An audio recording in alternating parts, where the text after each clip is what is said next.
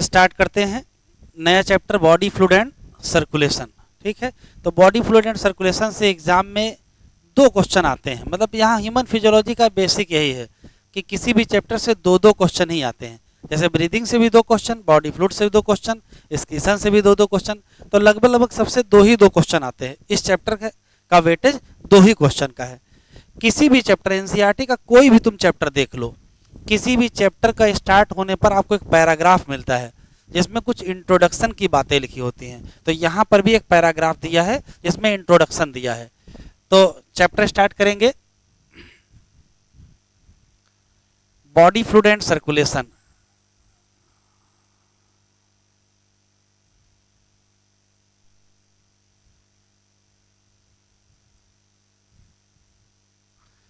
और body fluid and circulation में introduction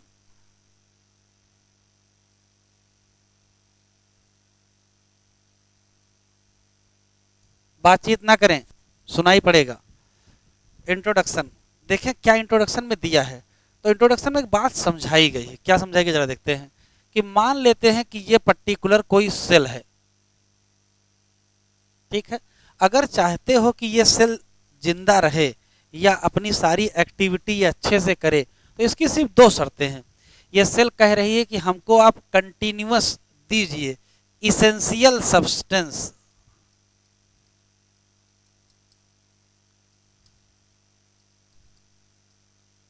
अब इसेंशियल सब्सटेंस में कम से कम 2 चीजें तो मांग ही लेगी। एक क्या,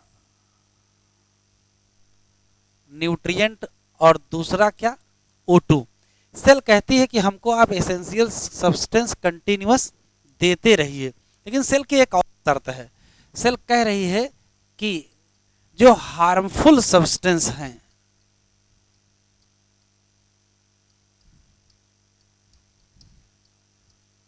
इनको कंटिन्यूअस रिमूव करिए, और कम से कम 2, वेस्ट और कौन सा, CO2। तो यदि चाहते हो कि इस सेल की हेल्दी फंक्शनिंग हो तो सिर्फ 2 शर्तें इसने लगाई हैं।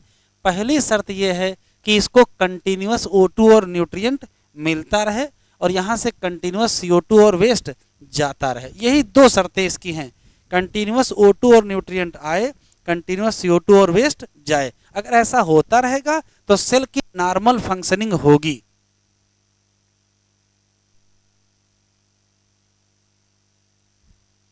अब सवाल ये है कि आखिर कौन सी ऐसी व्यवस्था है जिससे सेल में O2 और न्यूट्रिएंट आता रहे या सेल से CO2 और वेस्ट जाता रहे। तो डिफरेंट ऑर्गेनिज्म ने अलग अलग तरीका निकाल रखा है अपनी सेल को O2 देने का या अपनी सेल से CO2 लेने का। तो ये जो तरीका है, कोई ना कोई तरीका तो निकालना ही पड़ेगा। तो एनसीईआरटी में लिखा है कि डिफरेंट एनिमल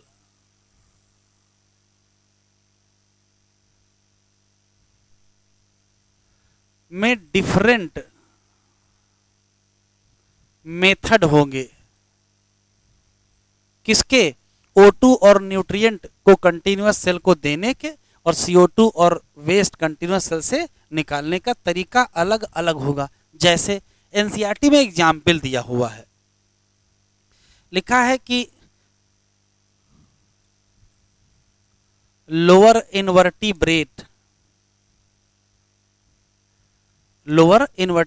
में 2 नाम एनसीईआरटी में लिखे हैं, जैसे कि स्पंज और जैसे कि सीलेंट्रेट। तो लोअर इनवर्टिब्रेट जैसे स्पंज और सीलेंट्रेट ने क्या तरीका निकाला वो देखो जरा। तो तरीका देखे हैं, ये मान लेते हैं कि कोई स्पंज है। स्पंज में क्या होता है, शरीर में छोटे छोटे छेद पाए जाते हैं जिनको ऑस्टिया कहते हैं। इनको क्या कहते हैं, ऑस्टिया। एक बड़ा सा पोर होता है जिसको कहते हैं आस्कुलम। ये भी आपको पहले से ही पता है कि ये, तो कहोगे ये वाटर में पाए जाते हैं। तो इनके चारों तरफ क्या भरा, इनके चारों तरफ तो वाटर ही होगा। तो इनके चारों तरफ भरा हुआ है वाटर। इन्होंने देखो व्यवस्था क्या की है, इनके आस्टिया से वाटर अंदर आएगा और आस्कुलम से वाटर बाहर जाएगा। जब वाटर अंदर आएगा तो O2 लेके आएगा, न्यूट्रिएंट लेके आएगा, और जब जाएगा तो CO2 और वे लेके। तो स्पंज में क्या किया, अपने शरीर से किसका सर्कुलेशन कर दिया, वाटर का। अब हाइड्रा का सिलेंट्रेटा का देखते हैं। ये मान लेते हैं कि हाइड्रा है, ये मान लेते हैं कि हाइड्रा है। हाइड्रा का देखते हैं, हाइड्रा में ऐसे ऐसे टेंटिकल लगे होते हैं। हाइड्रा भी कहाँ पाया जाता है, तो हाइड्रा भी वाटर में पाया जाता है। तो इसके भी चारों तरफ क्या होगा, वाटर ही होगा। इसमें एक ही ओपनिंग होती है जिसको माउथ कहते हैं। ये माउथ का भी काम करता है, नस का भी काम करता है। देखो होता क्या है कि जो वाटर है वो इसी माउथ से अंदर आएगा और इसी माउथ से बाहर निकल जाएगा। जब वाटर अंदर आएगा तो O2 और न्यूट्रिएंट लाएगा, और जब जाएगा तो CO2 और वेस्ट ले जाएगा। तो इन दोनों लोगों ने देखो क्या किया है, इन दोनों लोगों ने अपनी सेल को O2 और न्यूट्रिएंट देने का या CO2 और वेस्ट निकालने का जो तरीका निकाला है वो ये तरीका है। क्या करना है, circulation of water through body cavity. Question पूछेगा कौन से ऐसे एनिमल हैं जिन्होंने अपनी बॉडी से वाटर का सर्कुलेशन किया है। शरीर के अंदर से पानी जाएगा फिर निकल जाएगा, तो जब आएगा तो O2 लेके आएगा, न्यूट्रिएंट लेके आएगा, जब जाएगा तो CO2 और वेस्ट लेके जाएगा। तो O2 और न्यूट्रिएंट की सप्लाई बनाए रखने के लिए कौन से एनिमल हैं जिन्होंने वाटर का सर्कुलेशन किया है, तो आंसर हम क्या देंगे, स्पंज और सिलेंट्रेट। लेकिन जैसे हम थोड़ा आगे बढ़ते हैं, जैसे ही हम कॉम्प्लेक्स एनिमल में आते हैं, अब कॉम्प्लेक्स एनिमल में जैसे हम ही लोगों को देख लो, हम वर्टिब्रेट की बात करें तो जैसे वर्टिब्रेट में आते वैसे देखो क्या होता है। ये मान लेते हैं पर्टिकुलर सेल है, सेल को O2 मिलता रहे और सेल से CO2 निकलता रहे, इसकी व्यवस्था की गई ब्लड की। यहां किसका सर्कुलेशन कर देते हैं, ब्लड। इधर से ब्लड आएगा, ऐसे होते हुए निकल जाएगा, लेकिन इस ब्लड से ही क्या मिल जाएगी, O2 मिल जाएगी, और इसी ब्लड में क्या चला जाएगा, CO2 चला जाएगा। तो हायर कॉम्प्लेक्स एनिमल ने क्या किया है, कॉम्प्लेक्स एनिमल या वर्टिब्रेट ने सर्कुलेशन कर दिया है किसका, ब्लड का। पर्पज वही है, पर्पज वही है कि सेल को O2 मिले, सेल से CO2 निकले, सेल को न्यूट्रिएंट मिले, सेल से वेस्ट निकले, लेकिन तरीका यहां बदला गया, किसके द्वारा करेंगे, ब्लड के द्वारा करेंगे। ठीक है, इसी नाते एनसीईआरटी में लिखा है कि ब्लड कॉमनली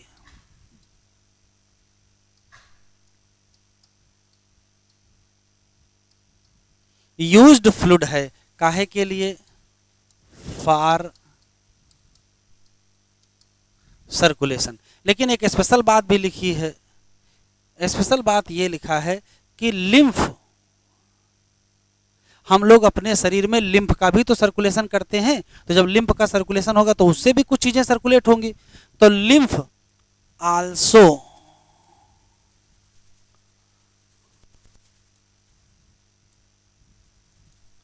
सर्कुलेट इन क्या, बॉडी। लेकिन मेन सर्कुलेटरी फ्लूइड कौन सा होगा, ब्लड होगा। तो इंट्रोडक्शन में सिर्फ इतना ही लिखा है, क्या लिखा है कि किसी भी पर्टिकुलर लिविंग ऑर्गेनिज्म की सेल की हेल्दी फंक्शनिंग के लिए सेल को कंटिन्यूअस प्रोवाइड करना पड़ेगा O2 और न्यूट्रिएंट, और सेल से कंटिन्यूअस रिमूव करना पड़ेगा CO2 और वेस्ट।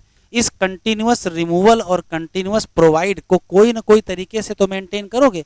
अलग अलग एनिमल ने अलग अलग तरीका निकाल रखा है। कुछ एनिमल जैसे स्पंज और सिलेंट्रेट ने क्या किया, अपने शरीर से वाटर को सर्कुलेट कर दिया, जबकि कुछ एनिमल ने अपने शरीर में ब्लड को सर्कुलेट कर दिया, और कुछ ने साथ में किसकी मदद ले ली, लिम्फ की। जैसे हम लोगों में ब्लड भी है और लिम्फ, पर्पज एक ही है, सेल को O2 और न्यूट्रिएंट मिले और सेल से CO2 और वेस्ट निकले। इंट्रोडक्शन वाला पैराग्राफ पढ़ो।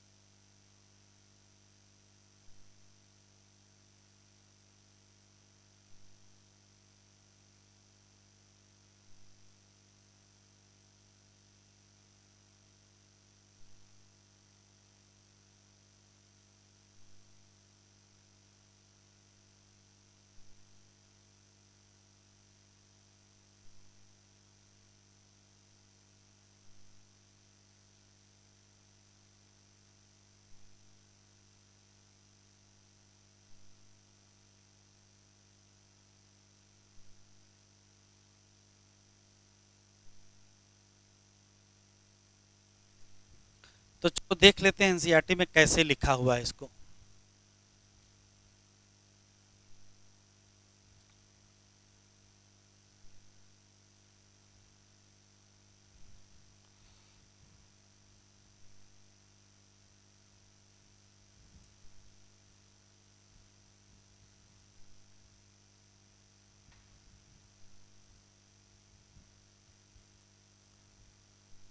न्यू एनसीईआरटी में chapter number 15 body fluid and circulation लिखा है, you have all living cell provide होना चाहिए किससे, न्यूट्रिएंट O2 और से, लेकिन साथ में शर्त है वेस्ट और हार्मफुल सब्सटेंस वो रिमूव होने चाहिए, क्या, कंटिन्यूअस। पर्पज क्या है, हेल्दी फंक्शनिंग।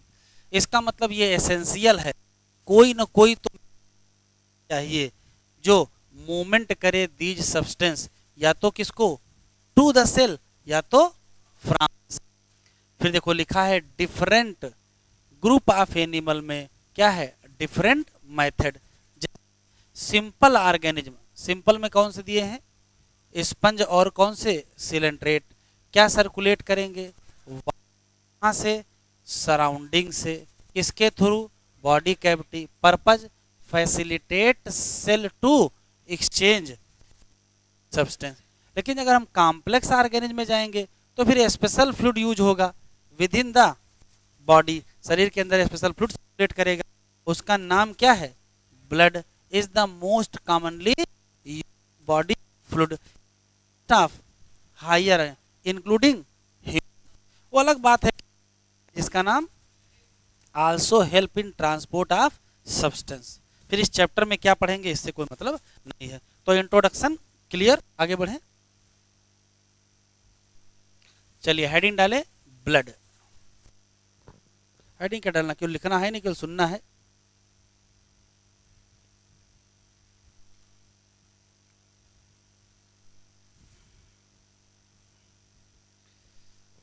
चलिए ब्लड, देखिए एनसीईआरटी में जो लिखा पहले तो वो लाइन याद रखिएगा कि ब्लड क्या है। तो एनसीईआरटी में लिखा है कि स्पेशल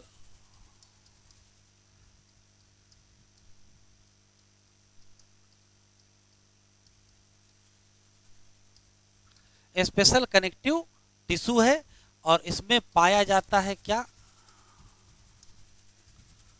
फ्लूइड मैट्रिक्स, प्लाज्मा और पाया जाता है फॉर्म्ड एलिमेंट। ठीक है, लेकिन 2-3 क्वेश्चन और आपको याद रखने पड़ेंगे। पहला सवाल यही है कि ये भैया किस मामले में स्पेशल है, किस मामले में स्पेशल है। तो तुरंत आप आंसर दोगे कि ये वास्तव में है फ्लूइड कनेक्टिव टिश्यू।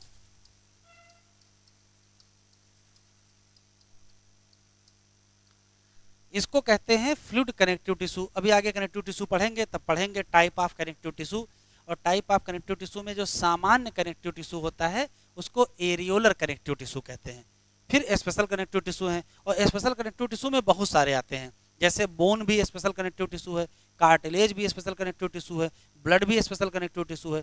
तो जब कनेक्टिव टिश्यू में थोड़ा बहुत चेंज किया जाए कुछ विशेष काम के लिए तो उसको स्पेशल कनेक्टिव टिश्यू। जैसे यहाँ देखो, जो सामान्य कनेक्टिव टिश्यू होता है उसका जो मैट्रिक्स है वो सेमी सॉलिड होता है, लेकिन यहाँ जो मैट्रिक्स है उसका मैट्रिक्स फ्लूइड जैसा होता है।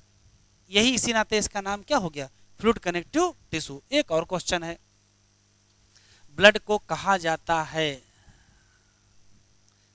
फॉल्स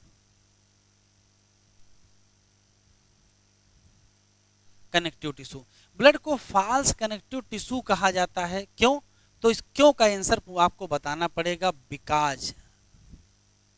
तो इसका 2 कारण है। पहला कारण है कि इसमें नहीं पाए जाते हैं, अभी आगे पढ़ेंगे कनेक्टिव टिश्यू। असली जो कनेक्टिव टिश्यू होता है उसमें फाइबर पाए जाते हैं, लेकिन इसमें फाइबर क्या होते हैं, एब्सेंट। और जो असली कनेक्टिव टिश्यू है उसका जो मैट्रिक्स है वो उसके सेल के द्वारा ही बनाया जाता है। जबकि यहाँ का जो मैट्रिक्स है वो ब्लड की सेल से नहीं बनाया जाता है। तो दो गड़बड़ियां हैं, इसी नाते इसको फॉल्स कहते हैं। पहली गड़बड़ी क्या है कि एब्सेंस क्या है, फाइबर, और दूसरी गड़बड़ी है मैट्रिक्स या प्लाज्मा, मैट्रिक्स या प्लाज्मा not produced by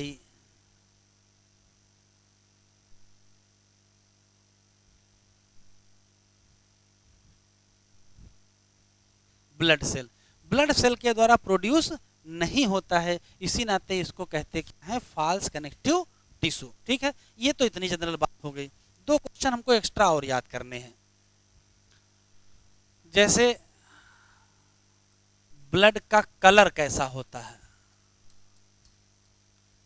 तो सभी लोग जानते हैं कैसा होता है, रेड ब्लड होता है। क्यों? क्योंकि ब्लड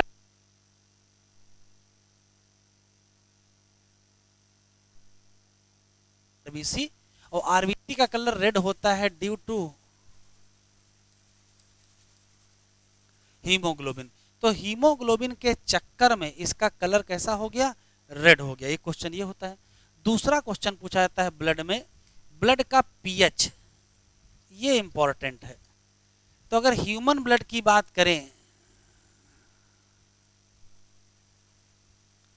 ह्यूमन की बात करें तो इसका पीएच 7.4, इसका मतलब स्लाइटली अल्कलाइन। दूसरा सवाल होता है, ठीक है। एक और क्वेश्चन है, किस लेस होता है, किसका ब्लड कलरलेस होता है, कलरलेस ब्लड।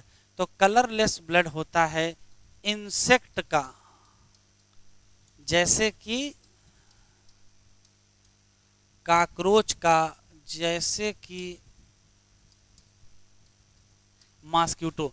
मच्छर मारने पर जो लाल रंग निकलता है वो अपना ही होता है, वो अपना ब्लड है, बस उसके एब्डामेन में था, आपने उसको तोड़ फोड़ दिया तो उसका ब्लड बाहर निकल आया। तो मच्छर के पास लाल रंग का खून नहीं होता है, मच्छर के पास भी क्या होता है, कलरलेस होता है। काकरोच के पास भी क्या होता है, कलरलेस होता है। ठीक है, तो ये कलरलेस ब्लड किसके किसके पास, इंसेक्ट के पास। एक क्वेश्चन और है, ह्यूमन ब्लड का जो पीएच है, ह्यूमन ब्लड का जो है वो ऑलमोस्ट कांस्टेंट होता है। ऑलमोस्ट कांस्टेंट का मतलब थोड़ा बहुत तो चेंज होता है, ज्यादा चेंज नहीं होता है। क्यों? ड्यू टू, तो आंसर देंगे ब्लड बफर। किसके नाते, ब्लड बफर। और ब्लड बफर कौन बनाता है, मेक बाई। तो आंसर देंगे NaHCO3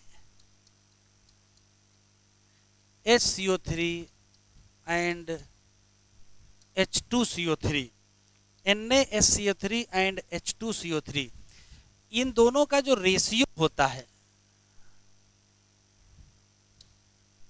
इन दोनों का जो रेशियो होता है वही ब्लड बफर को बनाता है। एक क्वेश्चन और पूछा गया है, हम लोगों के ब्लड का पीएच एल्कलाइन होता है किसके नाते, तो एल्कलाइन होता है ड्यू टू HCO3 माइनस, मतलब बाइकार्बोनेट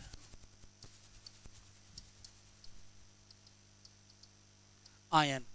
तो हम लोगों के ब्लड का पीएच 7.4 होता है, ये स्लाइटली अल्कलाइन होता है। कारण क्या है, बाइकार्बोनेट आयन होता है, ये चेंज नहीं होता है, ऑलमोस्ट कांस्टेंट होता है। किसके नाते, तो आंसर हम लोग क्या देंगे, due to blood buffer. Chemistry में आपको पढ़ाया जाता है बफर सोल्यूशन, है ना, और बफर सोल्यूशन का पीएच लगभग लगभग क्या रहता है, कांस्टेंट रहता है। क्यों रहता है, ब्लड बफर बनाते हैं। तो ब्लड बफर कौन बनाएगा, आंसर देंगे NaSCO3 और H2CO3। ठीक है, अभी लिख लेना, सब आखिरी में मिल जाएगा आपको। अब जरा देखिए,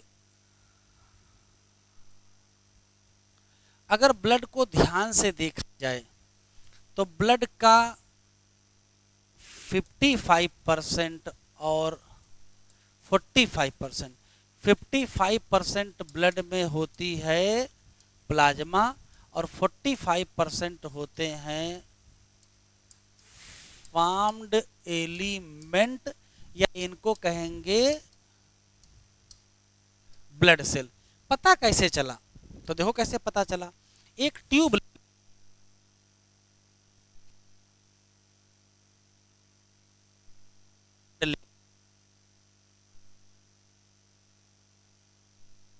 और ब्लड यहां तक ले लिया, मान लेते हैं ब्लड यहां तक भर लिया,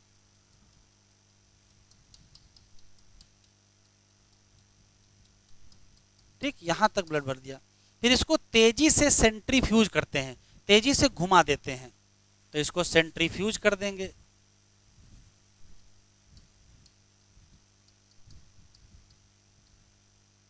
तो जब तेजी से घुमाओगे तो होगा क्या, जो भारी चीजें होंगी वो नीचे आएंगी और जो हल्की चीजें होंगी ऊपर रह जाएंगे।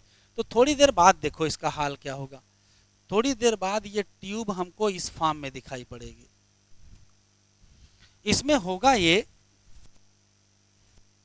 कि नीचे नीचे देखोगे तो सेल बैठी मिलेंगी,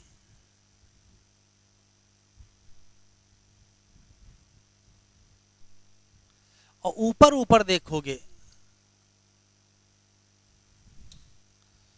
ऊपर ऊपर देखोगे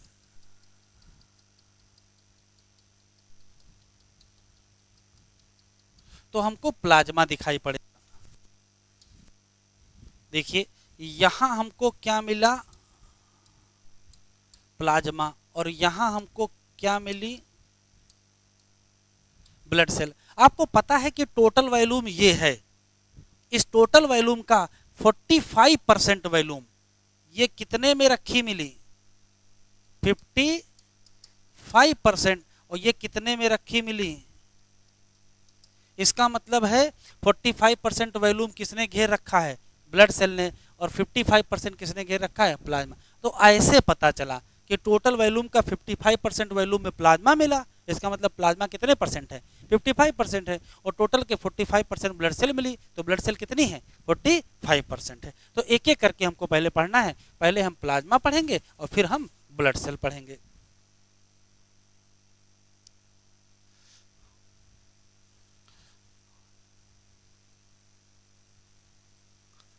प्लाज्मा, प्लाज्मा में जो सबसे पहला सवाल हमको याद रखना है वो ये है कि कैसा होता है। तो एनसीईआरटी में लिखा है एक्स्ट्रा कलर्ड,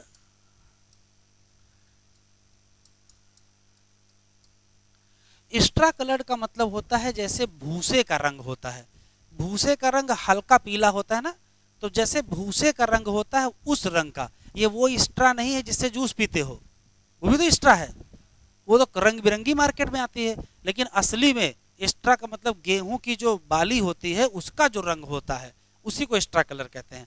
तो एक्स्ट्रा कलर्ड होता है।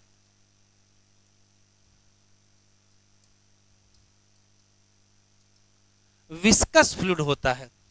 जैसे आप कहोगे विस्कस फ्लूइड वैसे एग्जामिनर पूछेगा विस्कोसिटी कहां से आ जाती है। अगर आपको ब्लड हाथ में मिल जाए ऐसे ऐसे करके देखें तो आपको विस्कस लगेगा कि चिकना है। पानी, पानी विस्कस नहीं होता है लेकिन ब्लड विस्कस होता है। तो ब्लड में विस्कोसिटी देखो कहां से आई है, तो ब्लड की जो विस्कोसिटी है वो प्रोटीन से आई है। ब्लड में जो प्रोटीन पड़ी हुई है उसी नाते ये विस्कस होता है, ठीक है। तो एक्स्ट्रा कलर्ड होता है, विस्कस फ्लूइड होता है। लगभग लगभग बनाएगा क्या,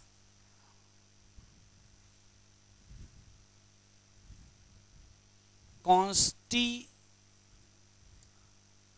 कितने परसेंट, तो आंसर क्या दोगे, 55% ऑफ क्या, ब्लड। दूसरा सवाल, अगर प्लाज्मा में पूछा जाए कि होता क्या है तो आपको याद रखना है लगभग लगभग 90 से 92% क्या पाया जाएगा, वाटर पाया जाएगा। लगभग लगभग 6 to 8% क्या पाया जाएगा? प्रोटीन पाए जाएंगे। तो बचा क्या? अरे 92 और 8 जोड़ दो तो कितना हो गया? 100 हो ही गया लगभग लगभग, लेकिन ये 100 हुआ नहीं है, है स्मॉल अमाउंट में।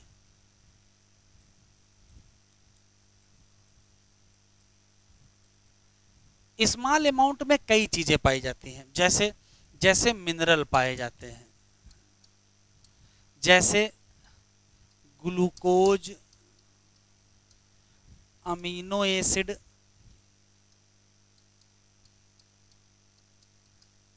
Lipid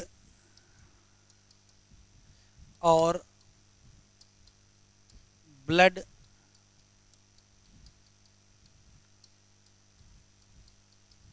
clotting factor. अभी इनकी चर्चा अलग से करेंगे, पहले यहां देख लेते हैं। लगभग लगभग 92% कितना है? वाटर। टू 8% क्या? प्रोटीन। अभी प्रोटीन के बारे में 3 क्वेश्चन हैं, वो इधर लिख लेते हैं।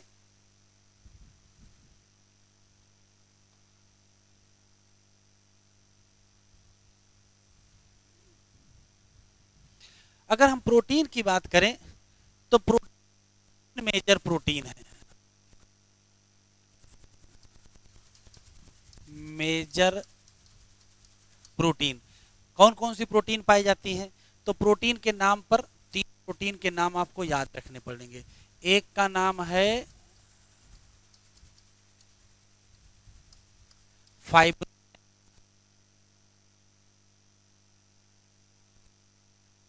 और एक का नाम एल्ब्यूमिन। तीनों से जुड़े एक एक क्वेश्चन है। ये इन्वॉल्व है ब्लड के कोआगुलेशन में। अभी आगे पढ़ेंगे कि फाइब्रिनोजेन एक ब्लड क्लॉटिंग फैक्टर होता है। तो ये वास्तव में क्या है?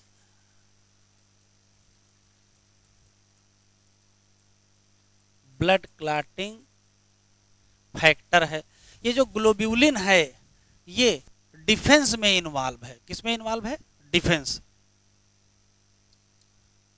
ये बॉडी डिफेंस में इन्वॉल्व है। क्यों? ग्लोब्यूलिन की एक टाइप है गामा ग्लोब्यूलिन, इसी का दूसरा नाम है इम्यूनो ग्लोब्यूलिन, और ये काम करती है एज ए एंटीबॉडी। तो चूंकि एंटीबॉडी की तरीके से काम करती है तो बॉडी डिफेंस में इन्वॉल्व भी हो जाएगा। एल्ब्यूमिन से जुड़े एक ही क्वेश्चन है, ये मेंटेन करती है ऑस्मोटिक बैलेंस,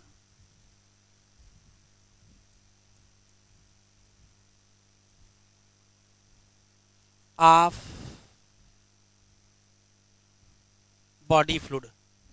बॉडी फ्लूइड के ऑस्मोटिक बैलेंस को कौन मेंटेन करेगा? एल्ब्यूमिन। एक क्वेश्चन हमारी तरफ से अलग से याद रखिए, ये स्मॉलेस्ट ब्लड प्रोटीन है। छोटी ब्लड प्रोटीन कौन सी है? आंसर हम लोग क्या देंगे? एल्ब्यूमिन। तो प्रोटीन पे केवल 3 ही क्वेश्चन। 3 प्रोटीन कौन कौन सी हैं? तो आंसर देंगे फाइब्रिनोजेन, ग्लोब्यूलिन और एल्ब्यूमिन। फाइब्रिनोजेन ब्लड कोआगुलेशन में या क्लॉटिंग ऑफ ब्लड में इन्वॉल्व है, क्योंकि ये ब्लड क्लॉटिंग फैक्टर है। ये बॉडी डिफेंस में इन्वॉल्व है, क्यों? क्योंकि ये एंटीबॉडी का काम करता है। एक क्वेश्चन पूछा गया है कि एक कई आदमी डॉक्टर के पास गया और कहता कि हम रोज रोज बीमार हो रहे हैं, तो डॉक्टर को शक हुआ कि हो सकता है इसमें एंटीबॉडी कम बन रही हो। तो अगर शक है कि एंटीबॉडी कम बन रही हैं, सस्पेक्ट कर रहे हो कि एंटीबॉडी की डिफिशियंसी है, तो क्या टेस्ट कर लेना चाहिए? तो ग्लोब्यूलिन टेस्ट कर लेना चाहिए। अगर उसके शरीर में ग्लोब्यूलिन कम होगा तो एंटीबॉडी कम होंगे, और अगर ग्लोब्यूलिन कम नहीं है तो एंटीबॉडी भी कम नहीं होंगे। ठीक है, तो अगर एंटीबॉडी की डिफिशियंसी है तो हम कैसे पता कर सकते हैं? ग्लोब्यूलिन को टेस्ट करके पता कर सकते हैं। ये आया हुआ सवाल है। ठीक, तो वाटर में देखिए कुछ पढ़ना नहीं था, प्रोटीन में हमने पढ़ ही लिया। अब आया मिनरल।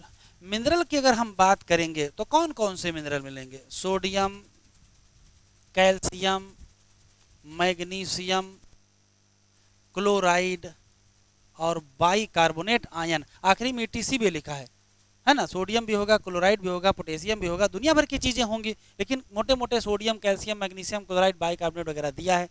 ग्लूकोज भी होगा, अमीनो एसिड भी होगा, लिपिड भी होगा। एनसीईआरटी में लिखा है कि ट्रांजिट इन बॉडी,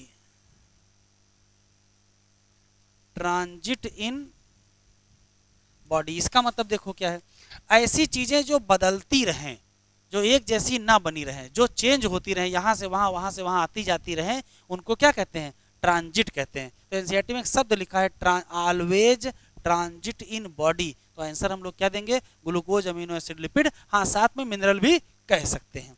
एक आखिरी सवाल इसके बारे में है,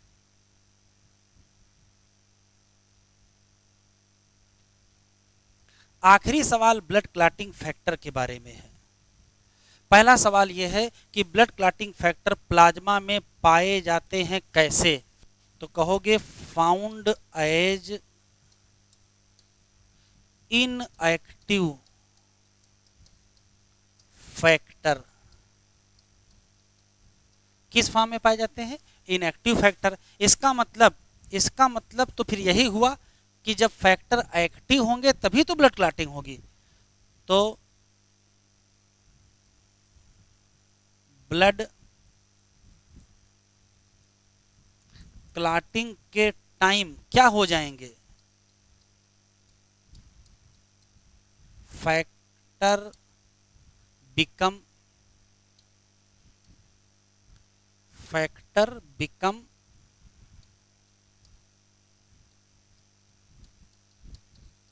एक्टिव। तो फैक्टर एक्टिव हो जाएंगे कब, ब्लड क्लॉटिंग के टाइम। आगे क्या होता है वो ब्लड क्लॉटिंग में ही हम लोग पढ़ेंगे। एक आखिरी सवाल है, तो जब ब्लड क्लॉटिंग हो जाएगी तो प्लाज्मा में से ब्लड क्लॉटिंग फैक्टर यूज भी तो हो जाएंगे। तो ध्यान से सुनिएगा, अगर प्लाज्मा में से क्या हटा दिए जाएं, ब्लड क्लॉटिंग फैक्टर हटा दिए जाएं, तो उसको कहते क्या हैं, उसको कहते हैं सीरम। तो प्लाज्मा विदाउट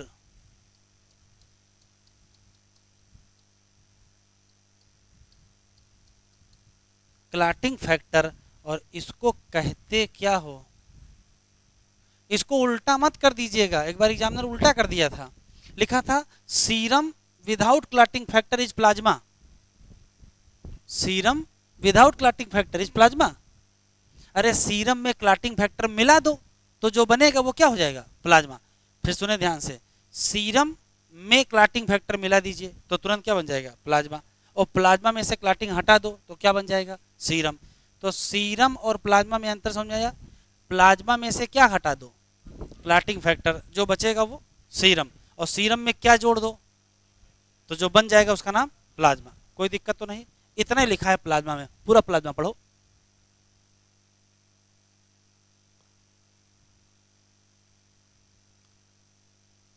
इधर आओ,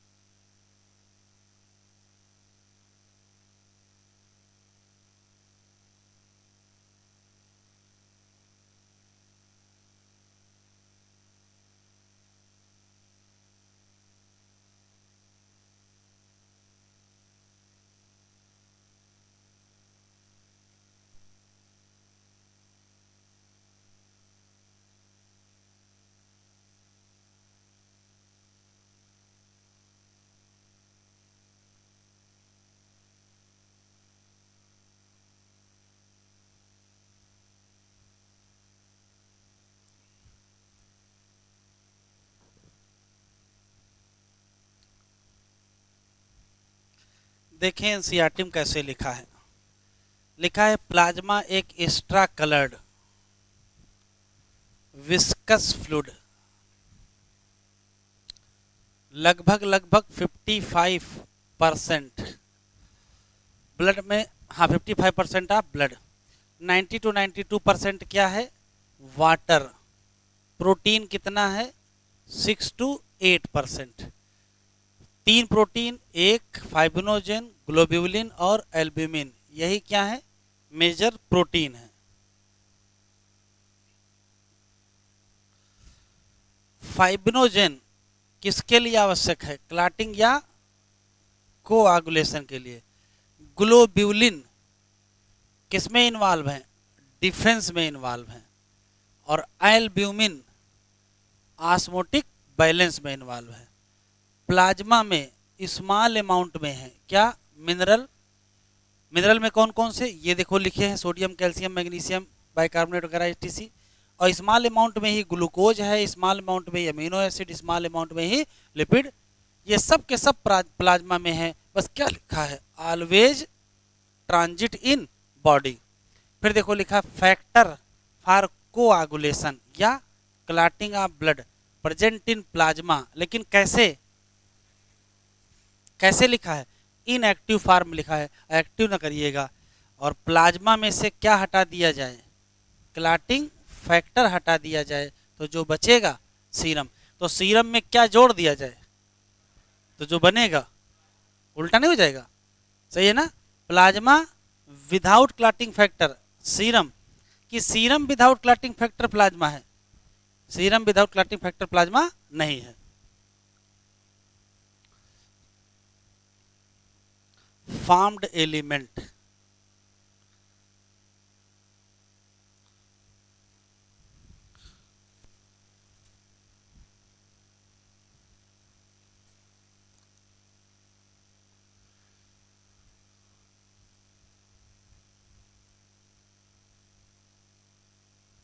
फॉर्म्ड एलिमेंट देखो अभी पहले से ही पढ़ चुके हैं कि फॉर्म्ड एलिमेंट लगभग लगभग कितने परसेंट, 45% ऑफ क्या बनाते हैं, ब्लड बनाते हैं, कोई दिक्कत नहीं है। फॉर्म्ड एलिमेंट का मतलब होता है ब्लड सेल। ब्लड सेल में 3 आती हैं, एक का नाम आरबीसी, एक का नाम डब्ल्यूबीसी और एक का नाम प्लेटलेट। इसको कहते हैं इरिथ्रो, इसको कहते हैं ल्यूकोसाइट और इसको कहते हैं थ्रोम्बोसाइट। और देखो इसके नंबर की अगर हम बात करें तो लगभग लगभग 5.0 से 5.5 मिलियन पर क्यूबिक एमएम। इसका मतलब जरा देखो 1 मिलीमीटर लंबा, 1 मिलीमीटर चौड़ा और 1 मिलीमीटर ऊंचा क्यूब बना लिया जाए और इसमें भर दिया जाए ब्लड। ये भी क्या है 1 मिलीमीटर और ये भी क्या है 1 मिलीमीटर। 1 मिलीमीटर लंबा, 1 मिलीमीटर चौड़ा और 1 मिलीमीटर ऊंचा क्यूब बना लो, उसमें ब्लड भर लो। उस ब्लड में जितनी आरबीसी होंगी उनका नंबर कितना है 5 से 5.5। तो उसमें डब्ल्यूबीसी भी तो होंगी, डब्ल्यूबीसी होती हैं 6000 से 8000 पर क्यूबिक एमएम। इसी तरीके से उसमें थ्रोम्बोसाइट या प्लेटलेट भी तो होंगी, तो इसमें प्लेटलेट की संख्या होती है 1.5 से 3.5, 1.5 से 3.5 लाख पर क्यूबिक एमएम। तो अगर किसी भी आदमी से पूछा जाए कि आरबीसी, डब्ल्यूबीसी और प्लेटलेट में से मोस्ट एबंडेंट कौन सी है, अगर आपसे पूछा जाए कि मोस्ट एबंडेंट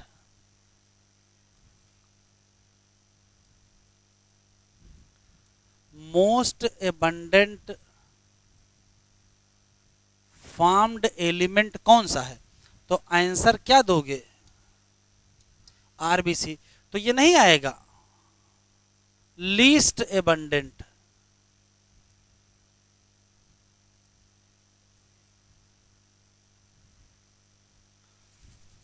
सबसे कम कौन सा है, तो आंसर क्या दोगे, डब्ल्यूबीसी। तो एक बार पूछा गया है कि आरबीसी और डब्ल्यूबीसी का रेशियो कितना होता है। अगर हम ऐसे लिखें, डब्ल्यूबीसी रेशियो आरबीसी, तो क्या आंसर दोगे, तो आंसर दोगे 1:600। ये याद रखिएगा, पूछा गया सवाल है। डब्ल्यूबीसी और आरबीसी का रेशियो कितना होता है, 1:600। ठीक है, एक क्वेश्चन।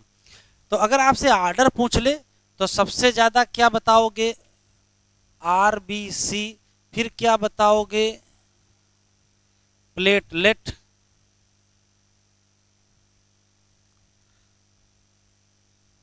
और फिर क्या बताओगे, डब्ल्यूबीसी बताओगे। तो आरबीसी, डब्ल्यूबीसी और प्लेटलेट का आर्डर, और मोस्ट एबंडेंट कौन सी है और लीस्ट एबंडेंट कौन सी है। ठीक है, टोटल का कितने परसेंट है, 45%। ठीक है, ये तो इंट्रोडक्शन में दिया हुआ है। बढ़े आगे।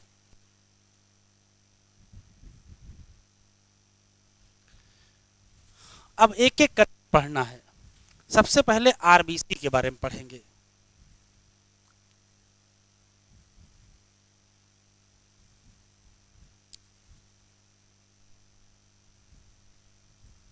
ये है आरबीसी। ठीक है, और आरबीसी में सबसे पहला जो सवाल है एनसीईआरटी में जो लिखा हुआ है कि ये है क्या, मोस्ट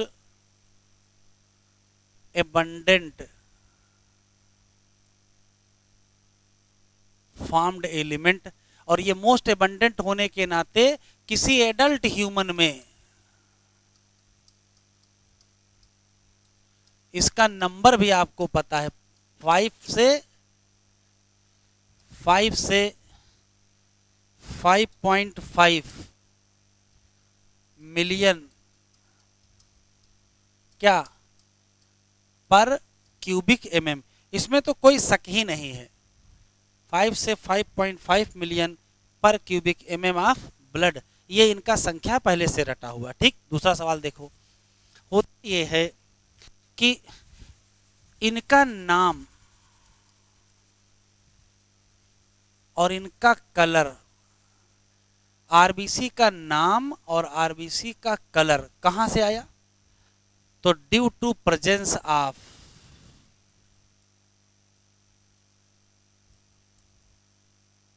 हीमोग्लोबिन। हीमोग्लोबिन के चक्कर में ही इनका कलर रेड हो गया और इसी नाते इनका नाम क्या हो गया, आरबीसी। ठीक, दूसरा सवाल। तीसरा,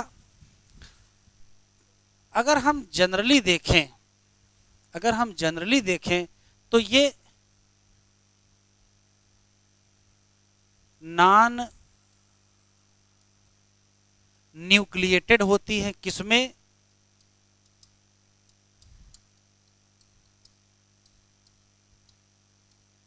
एनसीईआरटी में लिखा है इन मोस्ट ऑफ मैमल। ये ज्यादातर नॉन न्यूक्लिएटेड होती हैं, किसमें, most of mammal. Most of mammal लिखा है, ऑल मैमल नहीं लिखा है। इसका मतलब कोई ना कोई और मैमल है जिसमें न्यूक्लियस होता होगा। नॉन न्यूक्लिएटेड का मतलब न्यूक्लियस एब्सेंट। लेकिन एक एक्सेप्शन आपको अलग से याद रखना है। कौन सा एक्सेप्शन याद रखोगे भाई, तो एक्सेप्शन का हाल ये है कि कैमल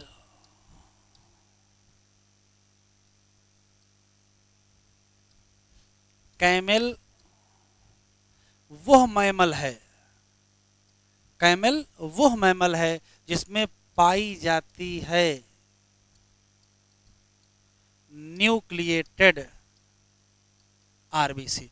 कैमल वह मैमल है जिसमें न्यूक्लिएटेड आरबीसी है, ये अपवाद है। इसी नाते एनसीईआरटी में लिखा है कि ये नॉन न्यूक्लिएटेड होती है, in most of mammal nucleus absent होता है। अब काम की बात सुने, सिर्फ न्यूक्लियस ही नहीं एब्सेंट होता है, न्यूक्लियस ही नहीं एब्सेंट होता है, मोस्ट ऑफ सेल ऑर्गेनेल भी एब्सेंट होते हैं। जैसे माइटोकॉन्ड्रिया एब्सेंट है, एंडोप्लाज्मिक रेटिकुलम एब्सेंट है, राइबोसोम एब्सेंट है, लाइसोसोम एब्सेंट है, ज़्यादातर एब्सेंट होते हैं। एंड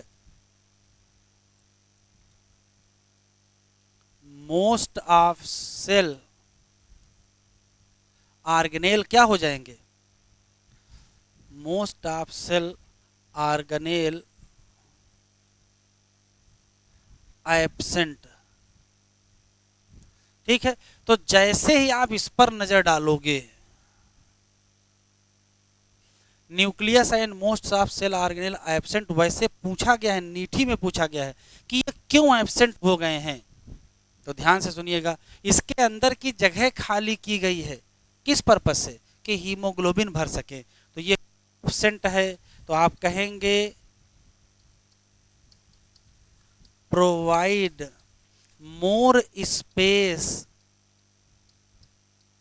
किसके लिए, हीमोग्लोबिन। और हीमोग्लोबिन के लिए क्यों, क्योंकि हीमोग्लोबिन भरोगे तो O2 और CO2 का क्या कर पाओगे, ट्रांसपोर्ट कर पाओगे। For O2 CO2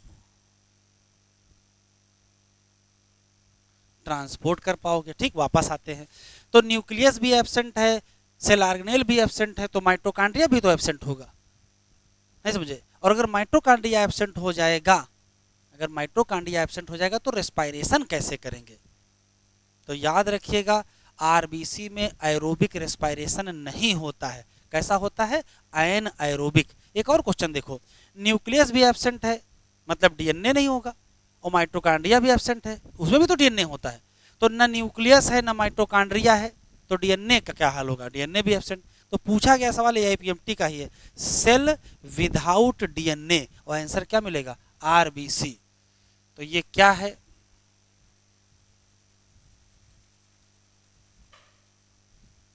cell without, cell without DNA. क्यों, क्योंकि चीजें एब्सेंट हैं।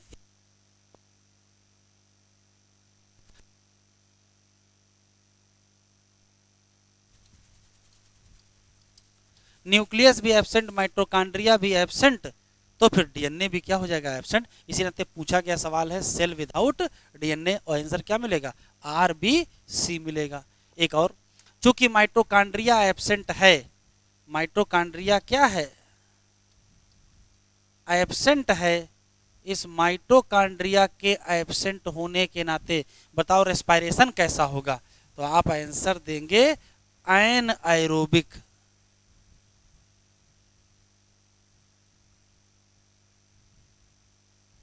तो में रेस्पायरेशन कैसा होगा, एन एरोबिक होगा। और देखो, खास बात यह है कि आरबीसी का शेप आपको दिख रहा है,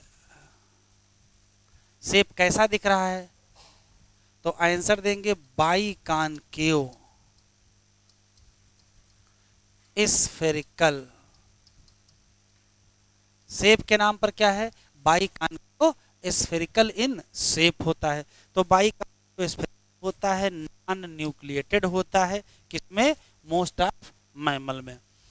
आरबीसी के बनने को, आरबीसी का जो फॉर्मेशन है, इसको कहते हैं इरिथ्रोपोइसिस।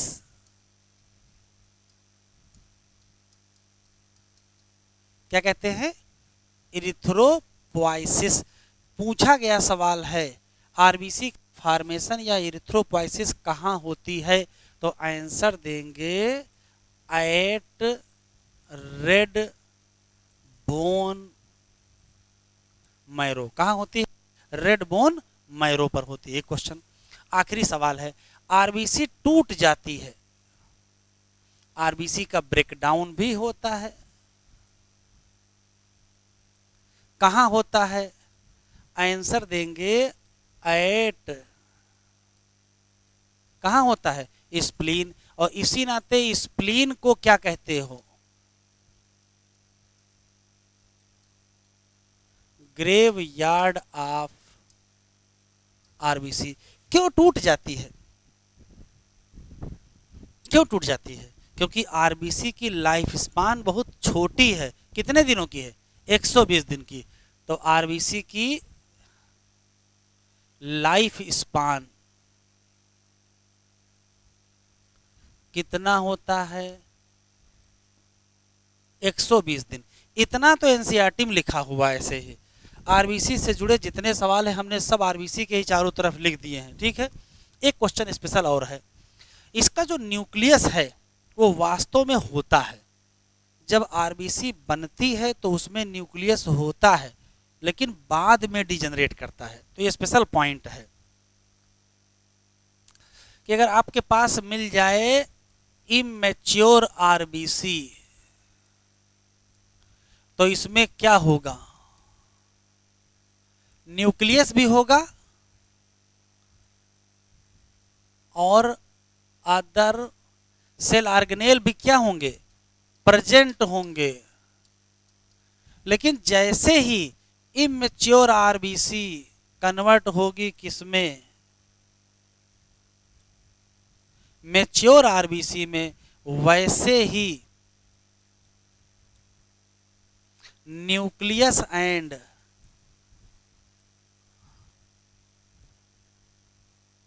अदर सेल ऑर्गेनेल क्या हो जाएंगे? एब्सेंट हो जाएंगे। इसका मतलब जानते हो क्या है? ये जब घटना हो रही थी तो इसी को तो कहोगे मैचुरेशन।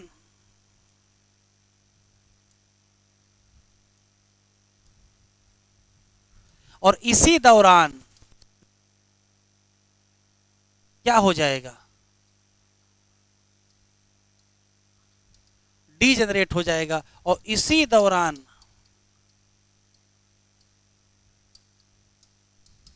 हीमोग्लोबिन बन जाएगा। तो जब मैचुरेशन करते हैं तो न्यूक्लियस वगैरह डिजेनरेट कर देंगे, जगह खाली कर लेंगे, और जगह खाली करके उसी में क्या भर देंगे? हीमोग्लोबिन भर देंगे। तो एक सिस्टम बना हुआ है कि इमेच्योर आरबीसी में क्या था? न्यूक्लियस था। लेकिन मैच्योर आरबीसी में न्यूक्लियस नहीं है, क्योंकि इमेच्योर में न्यूक्लियस था, सेल ऑर्गेनेल था, तो क्या नहीं होगा? हीमोग्लोबिन नहीं रहा होगा। और मैच्योर वाले में क्या है? न्यूक्लियस वगैरह खत्म हो गए। इसका मतलब इसमें क्या प्रेजेंट होगा? हीमोग्लोबिन प्रेजेंट होगा। कोई दिक्कत तो नहीं है। एक क्वेश्चन हीमोग्लोबिन के बारे में है।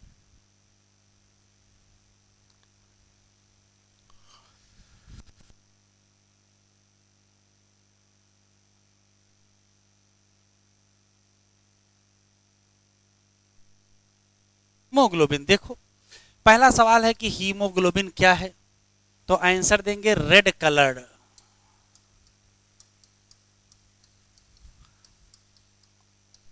Iron containing pigment. क्या है? Red coloured iron containing pigment. कहां प्रेजेंट है? Present in RBC. और इसी रेड कलर के चक्कर में, इसी रेड कलर के चक्कर में आरबीसी का कलर कैसा हो गया? रेड। ये हो जाती है रेड, और इसी नाते इसका नेम भी क्या पड़ा? आरबीसी। एनसीईआरटी में लिखा है आरबीसी का नाम और आरबीसी का रंग किसके चक्कर में आ गया है? हीमोग्लोबिन के चक्कर में आ गया। ये कैसा है? तो आप आंसर दोगे आयरन कंटेनिंग है। जैसे बोलोगे आयरन कंटेनिंग, वैसे एग्जामिनर पूछेगा आयरन कौन सा पाया जाता है, तो आप आंसर दोगे Fe+2। इसका मतलब क्या हुआ? इसका मतलब हो गया फेरस। तो फेरस है कि फेरिक है? आंसर देंगे Fe+2। कितने आयरन पाए जाते हैं? तो आंसर देंगे 4 आयरन। एक हीमोग्लोबिन में कितने आयरन होते हैं? 4। और किस स्टेट में? Fe+2 स्टेट में। दूसरा क्वेश्चन, इसका काम क्या है? For transport of respiratory gases. कौन सा? O2 का भी और CO2 का। दूसरा क्वेश्चन। तीसरा, एक हेल्दी ह्यूमन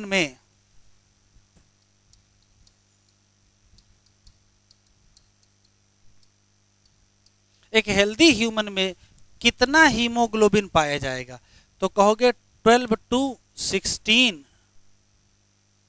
ग्राम पर 100 ml ब्लड। कितना होता है? 12 टू 16 ग्राम पर 100 ml ऑफ ब्लड। एक क्वेश्चन एनसीईआरटी के बाहर कर रख लेते हैं। ये दो कैटेगरी का होता है। एक का नाम होता है HbF और एक का नाम होता है HbA। HbF और HbA में अंतर है। ये है fetal haemoglobin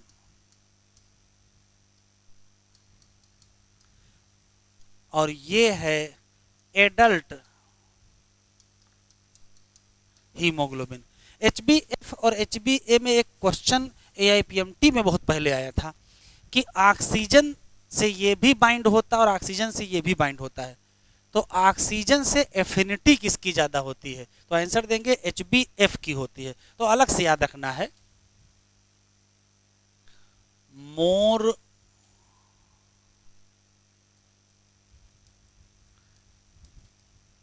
affinity with O2। HbF की एफिनिटी किससे ज्यादा होती है? HbA से ज्यादा होती है। इसी की एक टाइप होता है HbS। इसी का एक टाइप होता है HbS। ये पाया जाता है सिकल सेल एनीमिया। और सिकल सेल एनीमिया में अभी आगे हम लोग डिटेल में पढ़ेंगे कि इसमें हीमोग्लोबिन की जो चेन है वो गड़बड़ हो जाती है, बीटा चेन। तो बीटा चेन में कुछ गड़बड़ी आती, क्या आती वो वहीं पढ़ेंगे। इसी का एक और रूप है जिसका नाम है मायोग्लोबिन, आता है मसल में। इसी नाते इसको कहते हैं मस्कुलर हीमोग्लोबिन। तो हीमोग्लोबिन में इतने सवाल हमको अलग से याद कर लेने, ठीक है। पढ़ो आरबीसी।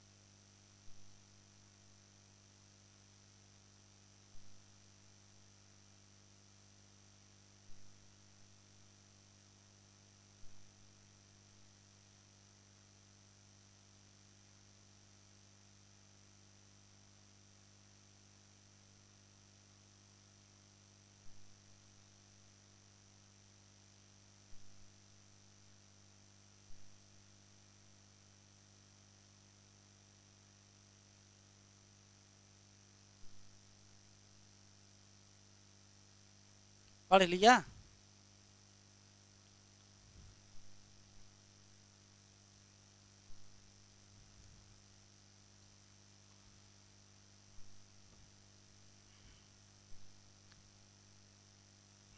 देखो लिखा है इरिथ्रोसाइट।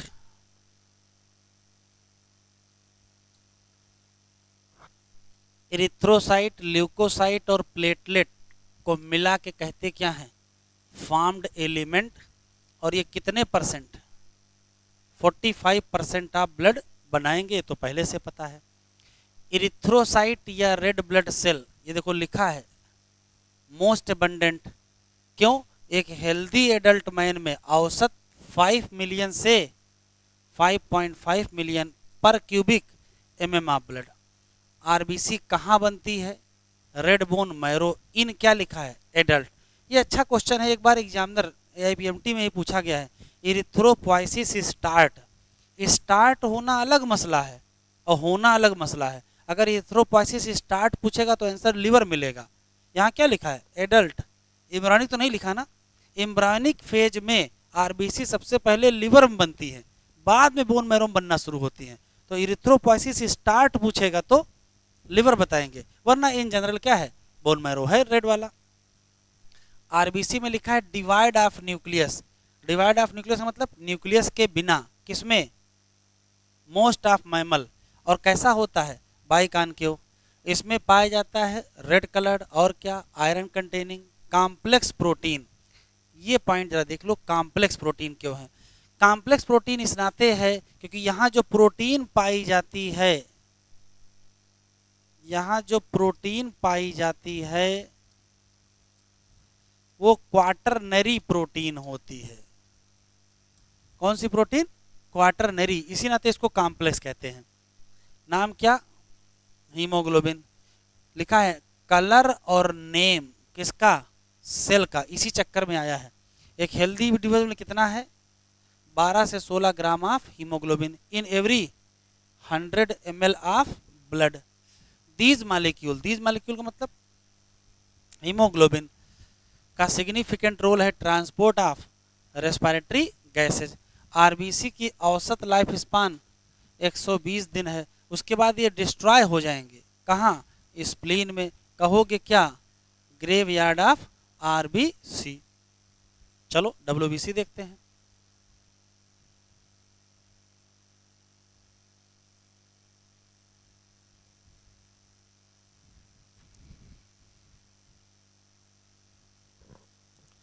देखो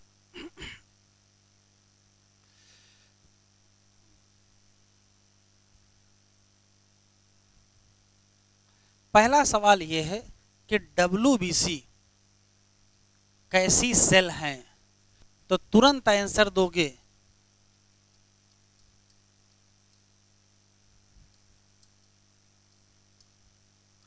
ध्यान से सुनिएगा, व्हाइट कलर न दे दीजिएगा। डब्ल्यूबीसी का कलर व्हाइट नहीं होता है, डब्ल्यूबीसी कलर लेस होती हैं, ना कि व्हाइट कलर की होती है। व्हाइट अलग है, कलरलेस अलग है, ठीक है? तो ये कलर लेस होती हैं। क्यों? क्यों? तो कारण है ड्यू टू एब्सेंस ऑफ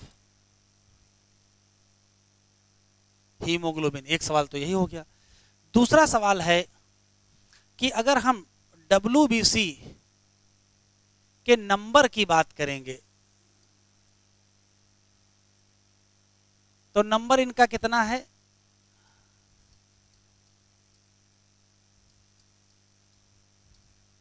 जैसे ही नंबर पर नजर डालोगे वैसे ही पता चलेगा आरबीसी की तुलना में तो काफी कम नंबर है।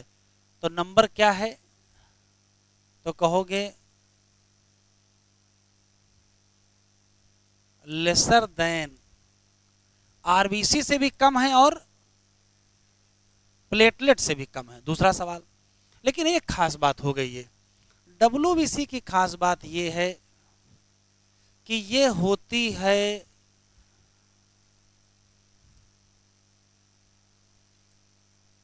Nucleated blood cell. इसमें न्यूक्लियस पाया जाता है, न्यूक्लिएटेड ब्लड सेल अगर पूछेगा तो WBC ही लगाएंगे, न तो RBC में है न तो प्लेटलेट में है, दोनों में न्यूक्लियस नहीं, इसी में न्यूक्लियस पाया जाता है। न्यूक्लिएटेड ब्लड सेल होता है और वो भी वेरिएबल न्यूक्लियस होता है। दूसरा, तीसरा देखो, इनकी जो लाइफ स्पान है, तो अभी RBC का 120 दिन देखे थे, लगा था काफी कम है, इनकी तो उनसे भी कम है। एनसीईआरटी में लिखा है जनरली शॉर्ट लिव्ड, ये बहुत कम उम्र की होती हैं।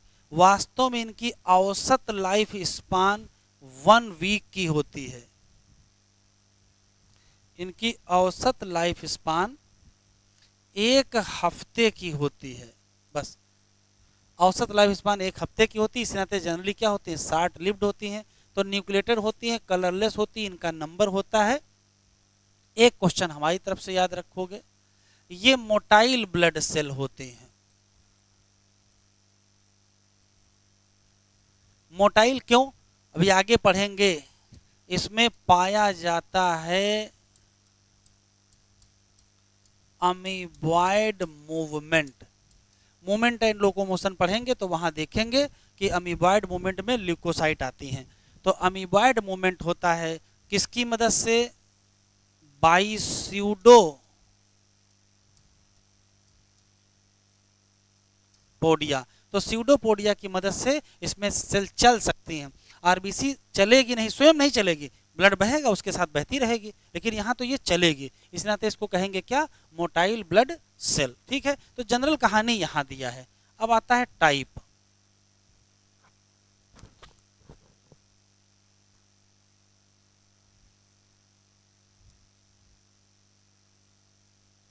Type of WBC। WBC कितने टाइप की होती हैं, तो देखो कितने टाइप की होती हैं।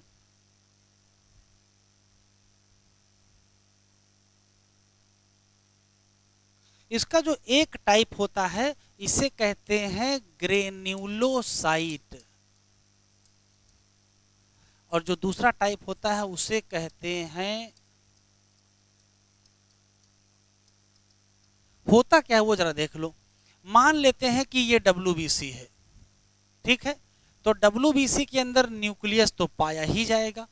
न्यूक्लियस के अलावा अगर इसके साइटोप्लाज्म में, न्यूक्लियस के अलावा अगर इसके साइटोप्लाज्म में ग्रेन्यूल मिले तो क्या कहोगे, granulocyte.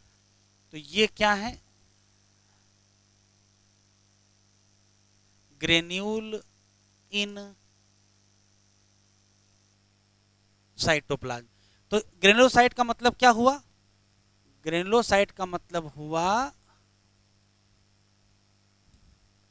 Granule present in cytoplasm. और इसका मतलब क्या हुआ, इसका मतलब तो यही हुआ ग्रेन्यूल क्या हो जाए, एब्सेंट। तो ग्रेन्यूल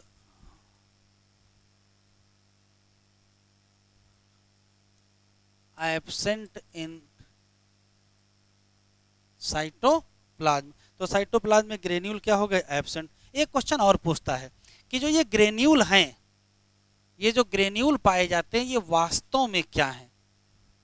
किसी पर्टिकुलर WBC के साइटोप्लाज्म में जो ग्रेन्यूल है वो हैं क्या, तो आप कहोगे ये मॉडिफाइड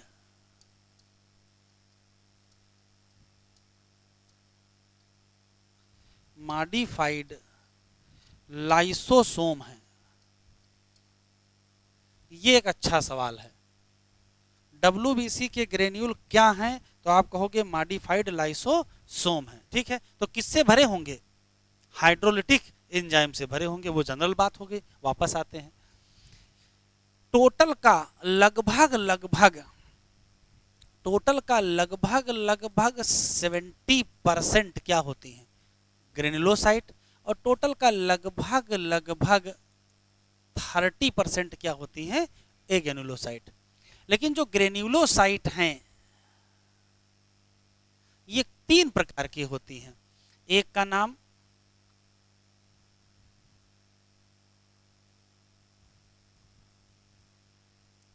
बेसोफिल, इयोसिनोफिल, न्यूट्रोफिल। और जो ये ए ग्रेनुलोसाइट हैं, ये दो प्रकार की होती हैं, लिम्फोसाइट और एक का नाम मोनोसाइट। अगर हम परसेंटेज लिखना चाहें तो लगभग लगभग 0.5 से 1.0%, लगभग लगभग 2 to 3%, लगभग लगभग 60 to 65%, लगभग लगभग 20 to 25%, लगभग लगभग 6 to 8%। ये परसेंटेज है। तो सबका परसेंटेज एनसीईआरटी में दिया है और हमको याद भी होना चाहिए। 5 to 1%, 2 to 3%, 60-65% ये हो गया, ठीक है। अगर हम इसी साल नीट में पूछा है इनका न्यूक्लियस कैसा होता है, इनका न्यूक्लियस कैसा होता है, तो बताओगे कैसा न्यूक्लियस होता है। एनसीईआरटी में डायग्राम जरा देख लेते हैं, अभी आपको समझ में आ जाएगा। चलो और डायग्राम देखो। ये देखिए इयोसिनोफिल है और इयोसिनोफिल का न्यूक्लियस ये बना हुआ है। अगर हम दूसरे कलर से दिखाएं, ये ऐसा है, ठीक है।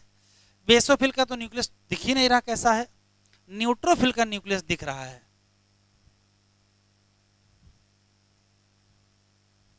ऐसा बना हुआ है। तो देखो 3 लोब दिखाई पड़ रहे हैं। और मोनोसाइट का देखो जरा, ऐसा दिख रहा है। और लिम्फोसाइट का देखो ऐसा ही दिख रहा है, ऐसे बना हुआ है, ऐसे ऐसा दिख रहा है। अगर ध्यान से देखें तो इयोसिनोफिल का 2 लोब का दिख रहा है, न्यूट्रोफिल का मल्टी लोब दिख रहा है, मोनोसाइट का किडनी शेप दिख रहा है, इसका राउंडेड शेप दिख रहा है। दिख रहा नहीं दिख रहा है? तो इसका नहीं दिख रहा, इसका एस शेप होता है, तो वहां लिखते हैं।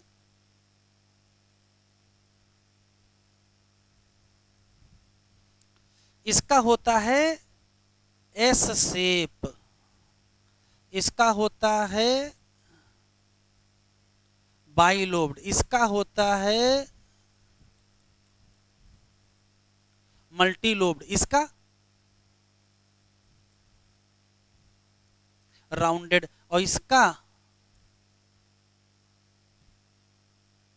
Kidney shape. तो सबके न्यूक्लियस याद होने चाहिए। इसी साल मैचिंग में स्टेटमेंट में आ गया था कि इयोसिनोफिल हैव एस शेप न्यूक्लियस, ऐसा नहीं हो सकता है। एस शेप किसका है? बेसोफिल का। अगर आप इस डाटा पर नजर डालें, अगर आप इस डाटा पर नजर डालें तो जरा बताओ सबसे ज्यादा कौन सी, सबसे कम कौन सी है? सबसे कम बेसोफिल और सबसे ज्यादा, ठीक है। जरा हम साइज भी लिखे लेते हैं। इसका साइज होता है 8 म्यू, इसका होता है 10 म्यू, इसका होता है 12 म्यू, इसका होता है 16 म्यू, और इसका होता है 20 म्यू। तो साइज वाइज अगर देखें तो आपसे पूछा जाए सबसे बड़ी कौन सी है? मोनोसाइट। और सबसे छोटी? तो देखो जरा 2-3 क्वेश्चन बता दो साफ साफ। अगर आपसे परसेंटेज वाइज आर्डर पूछ लिया जाए, आर्डर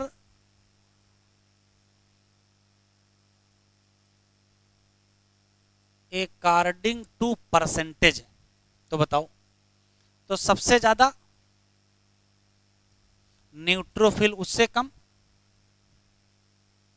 न्यूट्रोफिल से कम है लिम्फोसाइट, फिर उससे कम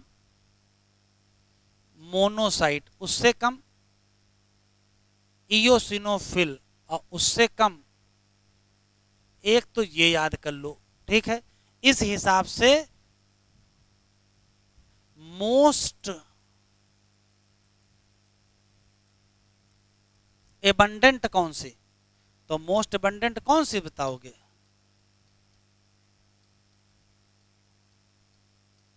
न्यूट्रोफिल। और लीस्ट एबंडेंट?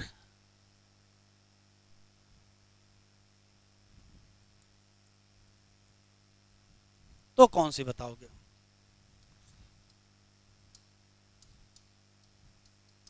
बेसोफिल बताओगे। ठीक है, आर्डर अकॉर्डिंग टू साइज,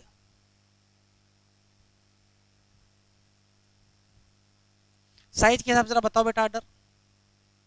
सबसे बड़ी मोनोसाइट, उससे छोटी लिम्फोसाइट, उससे छोटी न्यूट्रोफिल, उससे छोटी इयोसिनोफिल, उससे छोटी बेसोफिल। ठीक है, तो लार्जेस्ट कौन सी है?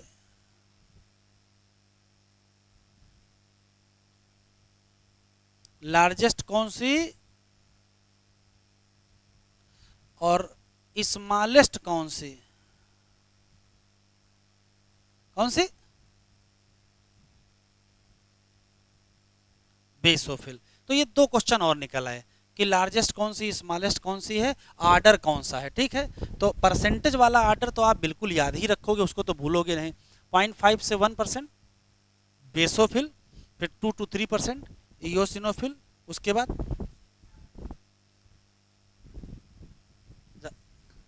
न्यूट्रोफिल 60 to 65% और लिम्फोसाइट 20 to 25% और मोनोसाइट 6 to 8%। जो परसेंटेज दिया है वो भूलेंगे नहीं, एनसीईआरटी में दिया है, आपसे पूछेगा। अब आता है फंक्शन, एक एक का फंक्शन है।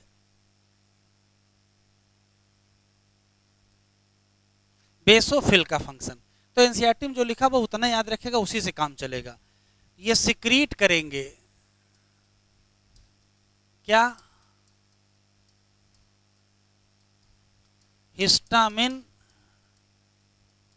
कामा हिपैरिन और क्या? सीरोटोनिन। और किसमें इन्वॉल्व होंगे?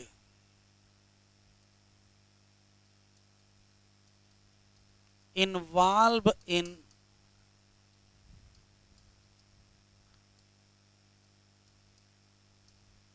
किसमें इन्वॉल्व होंगे? Inflammatory reaction. किसमें इन्वॉल्व है? इन्फ्लामेटरी रिएक्शन में इन्वॉल्व है। बस दो ही क्वेश्चन याद रखना है। इसी तरीके से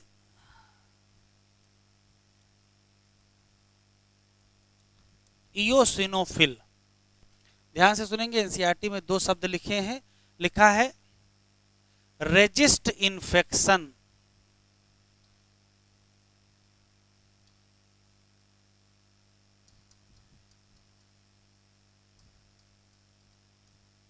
इन्फेक्शन को रोकेगी और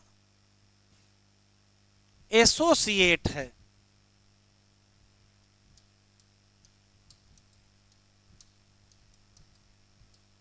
with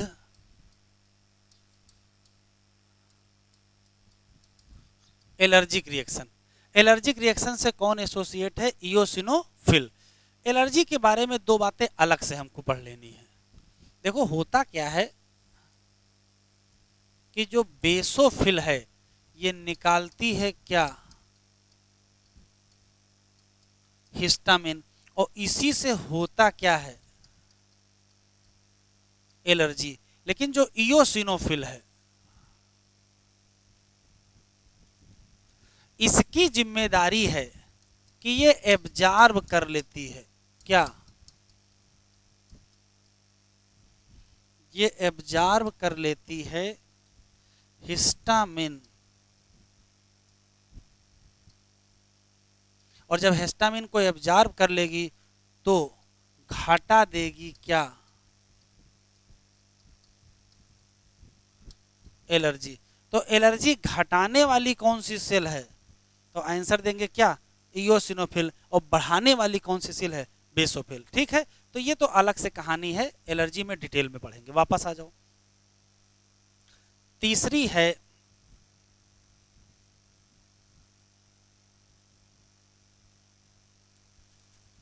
neutrophil.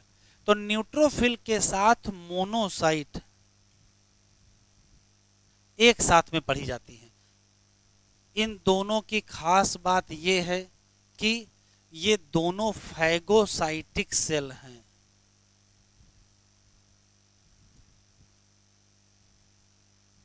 Phagocytic blood cell हैं तो होता क्या है, ये डिस्ट्रॉय कर देंगी।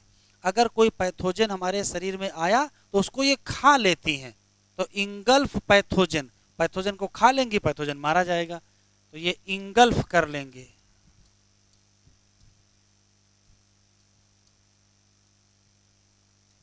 पैथोजन या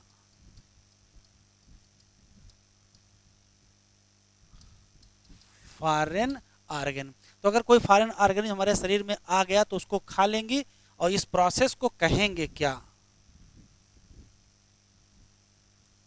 फैगोसाइटोसिस। तो फैगोसाइटोसिस कौन करेंगे, यही फैगोसाइटिक सेल होती हैं। बस एक अलग से बात याद रखनी है, देखो क्या, ये न्यूट्रोफिल हैं और ये मोनोसाइट हैं, ये दोनों फैगोसाइटिक सेल हैं, बस ये छोटी होती है, स्मॉल फैगोसाइटिक सेल, और ये लार्ज फैगोसाइटिक सेल। इसी नाते न्यूट्रोफिल को और इसी नाते मोनोसाइट को नाम बदल देते हैं। न्यूट्रोफिल को कहते हैं माइक्रोफेज और इसको कहते हैं माइक्रोफेज। तो एक माइक्रोफेज है और एक माइक्रोफेज है, इसको मैक्रोफेज कहते हैं। क्यों? क्योंकि ये बड़ी सेल होती है, और इसको माइक्रोफेज कहते हैं। क्यों? क्योंकि ये छोटी होती है। ठीक है, एक स्पेशल सवाल है, न्यूट्रोफिल को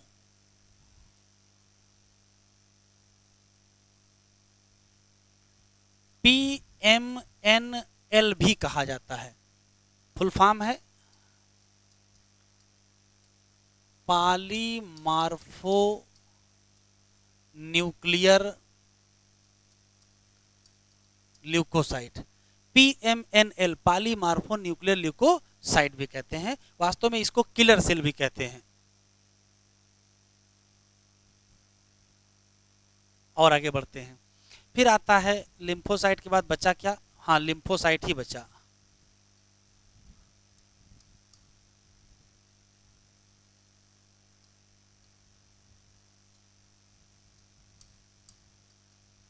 ध्यान से सुनेंगे, लिम्फोसाइट दो प्रकार की होती हैं, एक का नाम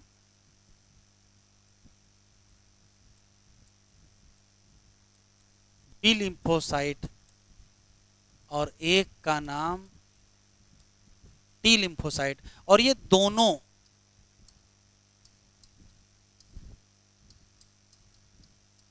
इन्वॉल्व हैं किसमें,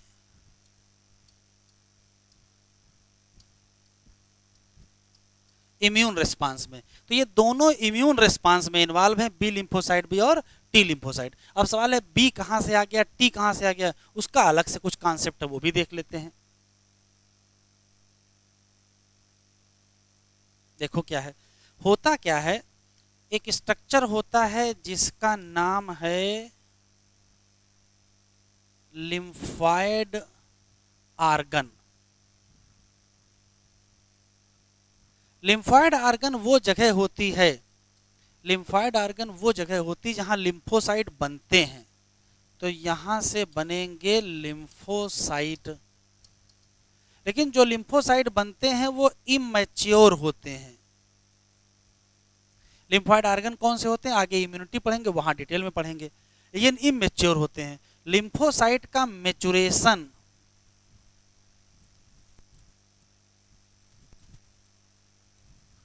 इनका मैच्योरेशन कहीं ना कहीं तो करना पड़ेगा। तो इनका मैच्योरेशन अगर करेंगे बोन मैरो पर,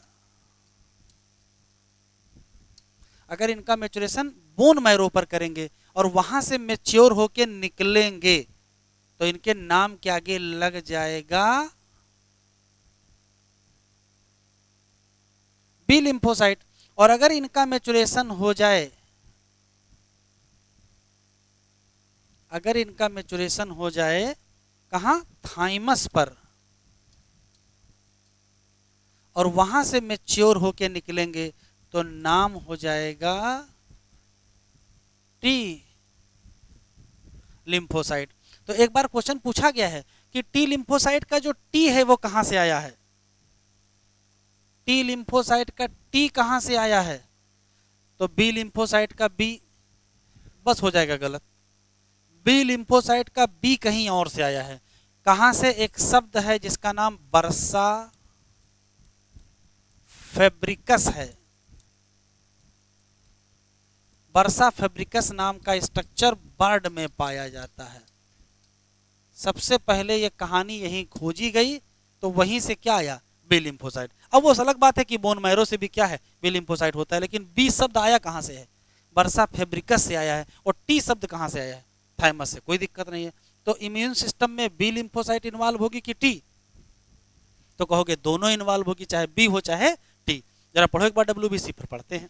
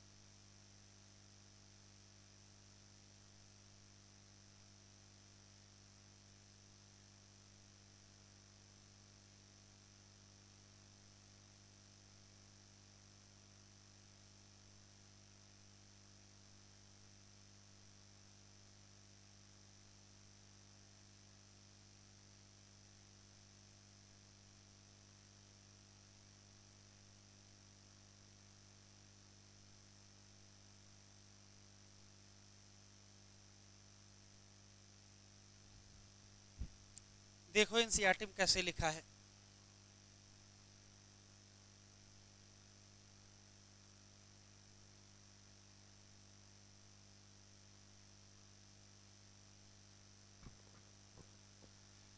पहली बात लिखी है, ल्यूकोसाइट को व्हाइट ब्लड सेल कहते हैं। और ये कैसी होती हैं, क्यों ये कैसी होती हैं? न्यूक्लिएटेड। हाँ, इनके नंबर कम होते हैं, औसत 6000 टू 8000। ल्यूकोसाइट जनरली क्या होती हैं? Short lived. दो मेन कैटेगरी हैं, एक का नाम और एक का नाम एग्रेनुलोसाइट। न्यूट्रोफिल, इयोसिनोफिल और बेसोफिल किसमें आएंगे? जबकि लिम्फोसाइट और मोनोसाइट किसमें आएंगे? न्यूट्रोफिल क्या है?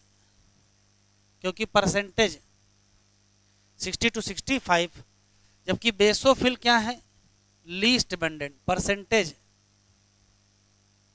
न्यूट्रोफिल और मोनोसाइट का परसेंटेज कैसी है? फैगोसाइटिक। और ये डिस्ट्रॉय करेंगे फॉरेन ऑर्गेनिज्म अगर हमारे शरीर में इंटर कर गया। बेसोफिल क्या करती हैं? निकालती हैं हिस्टामिन, सीरोटोनिन और हिपेरिन, और इन्वॉल्व हैं किसमें? Inflammatory reaction. Eosinophil percentage resist करेंगे क्या? Infection, are also associated with allergic reaction. Lymphocyte 20 to 25%। दो टाइप, कौन सी? बी और टी। बी और टी दोनों किसमें इन्वॉल्व हैं? Immune response of the body. चलिए,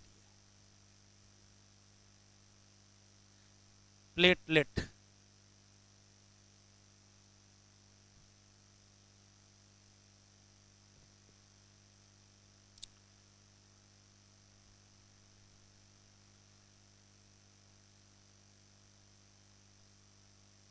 प्लेटलेट कहो चाहे थ्राम्बोसाइट कहो, ज्यादा क्वेश्चन है नहीं। पहला सवाल, प्लेटलेट या थ्राम्बोसाइट को कहते हैं सेल फ्रैगमेंट। सेल फ्रैगमेंट या फ्रैगमेंट सेल, इनको सेल फ्रैगमेंट कहते हैं। क्यों कहते हैं?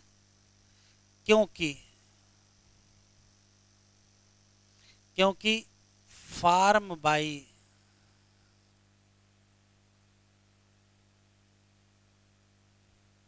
ब्रेकडाउन ऑफ एक सेल है जिसका नाम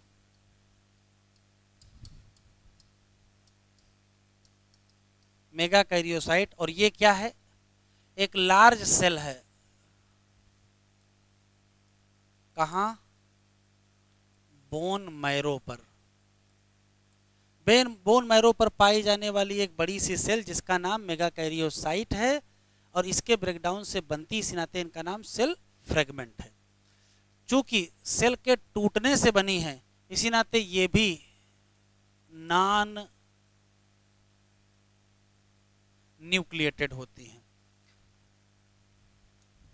इनका नंबर लगभग 1.5 लाख से लेकर के कितना 3.5 लाख, 1.5 लाख से लेकर के 3.5 लाख पर क्यूबिक mm ऑफ क्या होता है? ब्लड। एक क्वेश्चन बहुत इंपॉर्टेंट है, अगर इनका नंबर घट जाए तो उसके लिए एक शब्द है,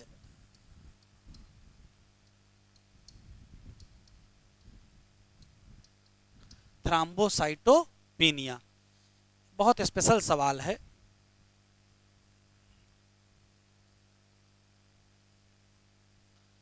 जो प्लेटलेट होती हैं,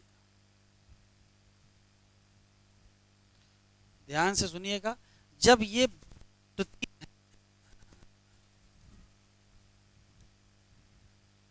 प्लेटलेट का जब ब्रेकडाउन होता है तो बहुत सारे सब्सटेंस निकलते हैं,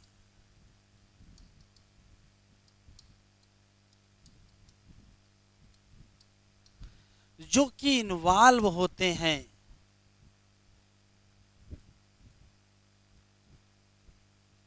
ब्लड क्लॉटिंग में जो बहुत सारे सब्सटेंस निकले, इसमें एक का नाम आपको याद रखना है,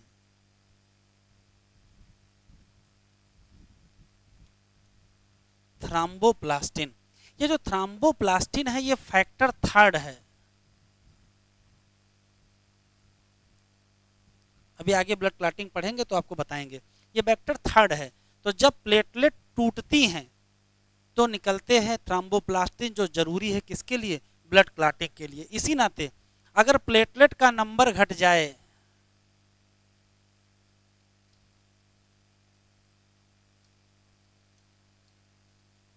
अगर प्लेटलेट का नंबर घट जाए तो क्या ये रिलीज हो पाएगा, नहीं। तो क्या प्रॉपर ब्लॉटिंग हो पाएगी, नहीं हो पाएगी। इसका मतलब है कि अगर इसका नंबर घट जाएगा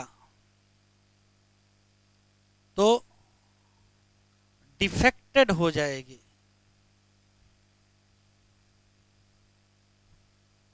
ब्लड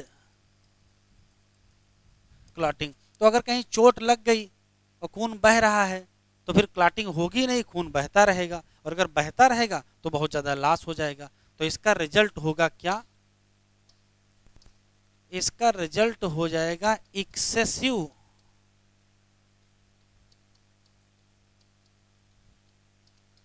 लॉस ऑफ क्या, ब्लड। तो ये पूछा गया है कि अगर इसका नंबर घट जाए तो क्या होगा, तो कहोगे एक्सेस लॉस ऑफ ब्लड हो जाएगा, क्योंकि क्या गड़बड़ हो जाएगी, ब्लड क्लॉटिंग गड़बड़ हो जाएगी। बाकी डिटेल में हम लोग ब्लड क्लॉटिंग में पढ़ेंगे, तो इसमें ज़्यादा क्वेश्चन है नहीं। प्लेटलेट या थ्रोम्बोसाइट को फ्रेगमेंट सेल कहते हैं क्योंकि ये ब्रेकडाउन से बनती है, किसके, मेगा कैरियोसाइट से, जो कि बड़ी सी सेल है कहाँ, बोन मैरो में। नॉन न्यूक्लिएटेड होती है, इसका नंबर बहुत ज़्यादा नहीं है, 1.5 लाख से 3.5 लाख के आसपास होता है। नंबर घटेगा थ्रोम्बोसाइटोपिनिया। नंबर कब घटता है, तो नंबर घटता है डेंगू में। तो जब डेंगू फीवर होता है, जब डेंगू फीवर होता है तो प्लेटलेट का नंबर घट जाता है, और अगर नंबर घटेगा तो क्या दिक्कत आएगी, ब्लड क्लॉटिंग, फिर क्या हो जाएगा, excess loss of body fluid. ठीक है, बस आज इतना ही, पहला पोर्शन कंप्लीट हो गया। अगले लेक्चर पर अगला कंप्लीट कराएंगे।